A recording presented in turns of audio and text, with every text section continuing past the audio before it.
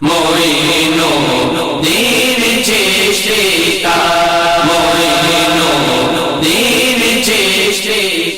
حضرت غریب نواز رضی اللہ تعالیٰ عنہ اس دنیا میں جلوگر ہوتے ہیں۔ لکھنے والوں نے لکھا کہ حضرت غریب نواز جب اس دنیا میں تشریف لائے تو ایسا لگا کہ اللہ تعالیٰ نے آسمان کا چاند ماہنور کی گود میں رکھ دیا۔ حضرت غریب نواز بہت خوبصورت، بہت حسین و جمیل، بہت وجیح و شکیل۔ والدین بہت خوش ہوئے اور اپنے شہزادے کا نام انہوں نے حسن رکھا۔ یاد رکھو کہ حسن کا معنی خوبصورت، حسین کا معنی بھی خوبصورت۔ شہزادے خوبصورت تھے، والدین نے آپ کا نام حسن رکھا چونکہ سید زادے تھے۔ یہی وجہ ہے کہ محلے والے آپ کو سید حسن کہا کرتے تھے۔ حضرت غریب نواز رضی اللہ تعالیٰ عنہ بڑے ہونا شروع ہوتے ہیں۔ والدین فرماتے ہیں کہ غریب نواز کا گھر میں قدم رکھنا تھا، برکات کا سلسلہ شروع ہو گیا۔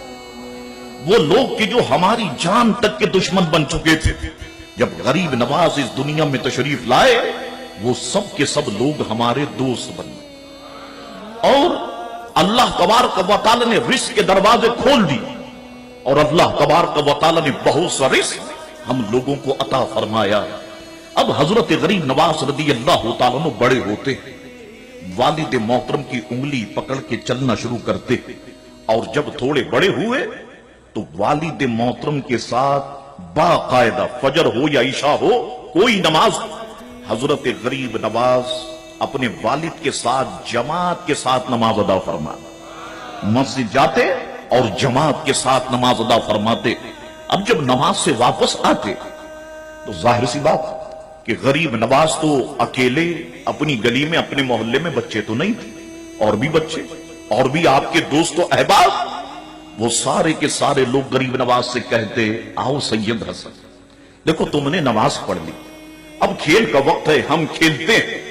تو حضرت غریب نواز آپ کو سن کے حیرت ہوگی، فصیح زبان میں اپنے ان ساتھیوں سے، ان بچوں سے فرماتے کہ میرے ساتھیوں، ہم لوگ اس دنیا میں کھیلنے کے لیے نہیں آئے، اللہ تبارک و تعالی نے ہمیں صرف اور صرف اپنی عبادت کے لیے یہاں بھیجا۔